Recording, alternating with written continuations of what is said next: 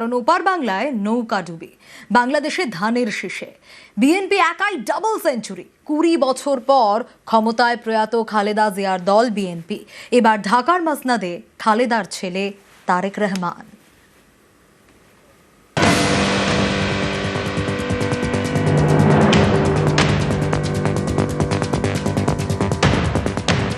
প্রচারে বিএনপির স্লোগান ছিল সবার আগে বাংলাদেশ। সবার আগে বাংলাদেশ, হিন্দু মুসলিম বৌদ্ধ খ্রিস্টান সবার বাংলাদেশ। বাংলাদেশ বিএনপিকে রাখল সবার আগে।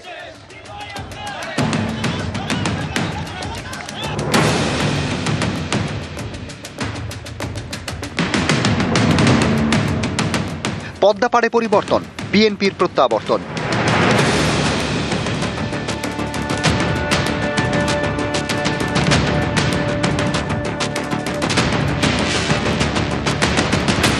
দুশো 99 আসনের মধ্যে 212 আসনে জয় বাংলাদেশ জাতীয়তাবাদী পার্টি জোটের।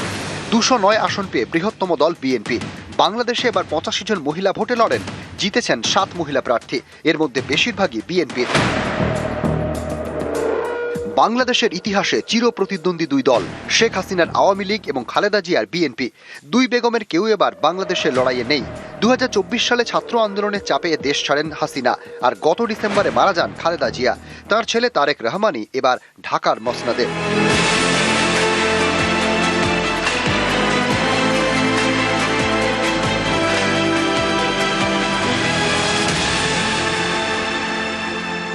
তারেক রহমানকে বাংলায় শুভেচ্ছা জানান প্রধানমন্ত্রী।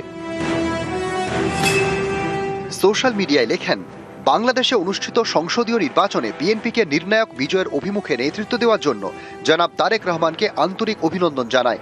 ভারত একটি গণতান্ত্রিক, প্রগতিশীল ও অন্তর্ভুক্তিমূলক বাংলাদেশের পক্ষে তার সমর্থন অব্যাহত রাখবে। আমাদের বহুমাত্রিক সম্পর্ক আরও জোরদার করা এবং আমাদের অভিন্ন উন্নয়নের লক্ষ্যগুলি এগিয়ে নিয়ে যাওয়ার অভিপ্রায়ে আপনার সঙ্গে একযোগে কাজ করার প্রত্যাশা রাখছি। পরে তারেক রহমানের সঙ্গে কথা হয় নরেন্দ্র মোদীর। শুভেচ্ছা জানিয়েছেন বাংলার মুখ্যমন্ত্রী মমতা বন্দ্যোপাধ্যায়ও। তাঁরও বার্তা বাংলায়। মমতা লিখেছেন, বাংলাদেশের এই বিপুল জয়ের জন্য আমার তারেক ভাইকে, তাঁর দলকে এবং অন্যান্য দলকে অভিনন্দন জানাই। সবাই ভালো থাকুন, সুখী থাকুন। আমাদের সঙ্গে সবসময় বাংলাদেশের সুসম্পর্ক বজায় থাকবে, এটাই আমরা কামনা করি। পাকিস্তানের প্রধানমন্ত্রী শাহবাজ শরীফের বার্তা, তারেক রহমানকে আন্তরিক অভিনন্দন। নির্বাচন সফলভাবে করার জন্য বাংলাদেশিবাসীকেও শুভেচ্ছা। আমাদের ঐতিহাসিক, ভ্রাতৃত্বপূর্ণ, বহুমুখী দ্বিপাক্ষিক সম্পর্ককে আরও জোরদার করতে এবং দক্ষিণ এশিয়া ও তার বাইরে শান্তি, স্থিতিশীলতা এবং উন্নয়নের লক্ষ্যে কাজ করতে আমরা আগ্রহী। ঢাকায় চীনা দূতাবাসের তরফে বার্তা, বাংলাদেশের জনগণকে অভিনন্দন, বিএনপিকেও শুভেচ্ছা। বাংলাদেশের নতুন সরকারের সঙ্গে যৌথভাবে কাজ করতে এবং দুদেশের সম্পর্কের নতুন অধ্যায় শুরুর অপেক্ষায় আছি। ঢাকায় থাকা আমেরিকার রাষ্ট্রদূত এক্স পোস্টে লিখেছেন, ঐতিহাসিক জয়ের জন্য তারেক রহমান এবং বিএনপিকে শুভেচ্ছা। বাংলাদেশে বিএনপির বাজিমাত, বাংলাদেশে ধানের শীষে।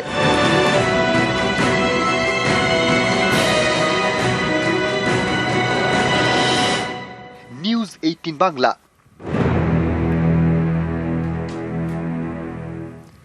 সীমান্ত বরাবর জামাতের দাপট। বিশেষজ্ঞরা মনে করছেন, ভারত বিদ্বেষকে কাজে লাগিয়ে সীমান্তের সিটগুলিতে জামাতের জয়, যা যথেষ্ট উদ্বেগের।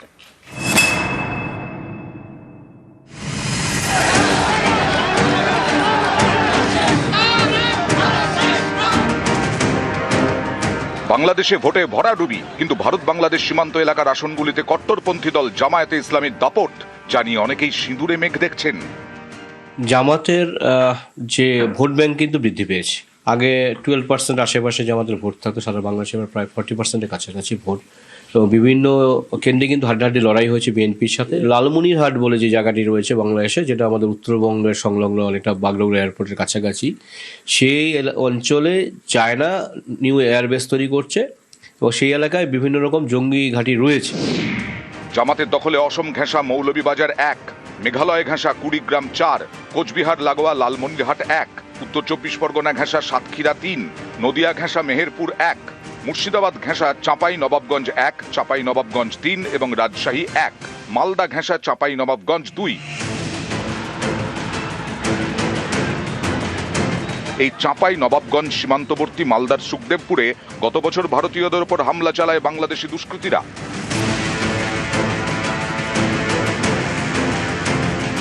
মালদা ঘেঁষা এই সীমান্তবর্তী আসনে জয়ী জামাত। 1991-এর ভোটে জামাত পেয়েছিল 20টি আসন। 2008-এ বিএনপি সহ 3টি দলের সঙ্গে জোট করে লড়ে জামাত, যেতে 2টি আসন। 2026-এ 2 থেকে 1 লাফে 68। জামাত মানেই ভারত বিদ্বেষে শান, আর তাদের বন্ধু চীন, পাকিস্তান। সেই জামাতের ভারত সীমান্ত বরাবর আসনগুলিতে জয় উদ্বেগের বলেই মনে করছেন বিশেষজ্ঞরা। জামাত কিন্তু হেরে গেলেও তারা তাদের যে নেটওয়ার্ক, ক্যাডার বেস দল, তো তারা কিন্তু শক্তিশালী করবে।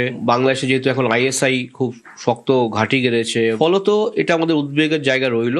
আমাদের নিজস্ব যে সেলফ ডিফেন্স, সেটাকে তো মজবুত করবে আমাদের এই দিক থেকে। আরেকটা হচ্ছে ডিপ্লোম্যাটিক মেজার্স, অর্থাৎ বিএনপি কনফিডেন্সে আনতে হবে এই সরকারকে। সেটা যদি হয় তাহলে জামাতকে পরোক্ষভাবে চাপ দেওয়া সম্ভব হবে। ভারতকে কাউন্টার স্ট্র্যাটেজি নিতে হবে।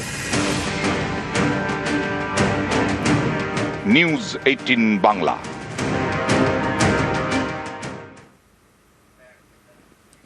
পূর্ব কলকাতায় আন্তর্জাতিক স্বীকৃতিপ্রাপ্ত জলাভূমি, এই জলাভূমি বুঝিয়েই দেদার বেআইনি নির্মাণ, আর এ নিয়ে ফের জল গড়িয়েছে পরিবেশ আদালতে।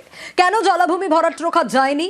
পূর্ব কলকাতা ওয়েটল্যান্ড কর্তৃপক্ষের ভূমিকা নিয়ে প্রশ্ন আদালতের। 1 মাসের মধ্যে তাদের জবাব তলব।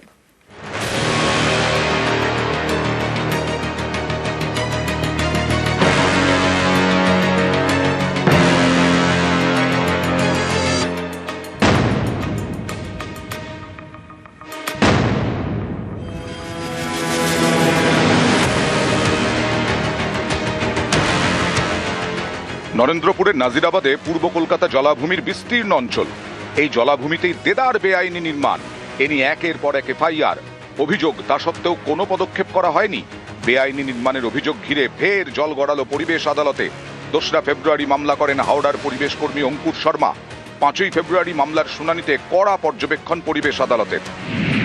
পূর্ব কলকাতা ওয়েটল্যান্ড কর্তৃপক্ষ, সংশ্লিষ্ট পঞ্চায়েত, বিদ্যুৎ সংযোগ দেওয়ার ক্ষেত্রে স্থানীয় প্রশাসন, বিদ্যুৎ পর্ষদের ভূমিকা নিয়ে প্রশ্ন তুলেছে আদালত।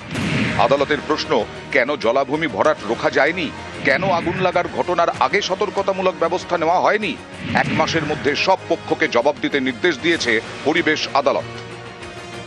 এই খেয়াদাহা 2 গ্রাম পঞ্চায়েত, যার মধ্যে এই ওয়েটল্যান্ডটা পড়ছে, এর আগেও আমি একটা মামলা করেছিলাম গ্রিন ট্রাইব্যুনালের সামনে, দ্যাট ওয়েটল্যান্ডগুলো বুঝিয়ে কনস্ট্রাকশনগুলো করা হচ্ছে। শুনানি দিন সব ডিপার্টমেন্টের প্রশ্নটা উঠেছে, আর সব ডিপার্টমেন্ট কাছে notice honourable national green tribunal order মধ্যে দিয়েছে কি সব ডিপার্টমেন্ট কাছে নোটিশ ইস্যু করেছেন, আর ওর মধ্যে বলা হয়েছে কি 1 মাস মধ্যে সব ডিপার্টমেন্ট নিজের রেসপন্সটা ফাইল করবে।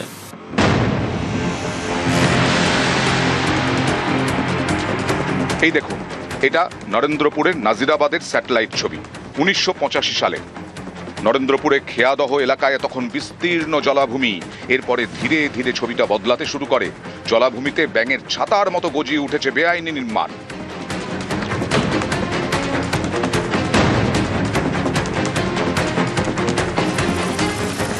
যত দিন গেছে ততই জলাভূমি বুঝিয়ে করা হয়েছে বেআইনি নির্মাণ।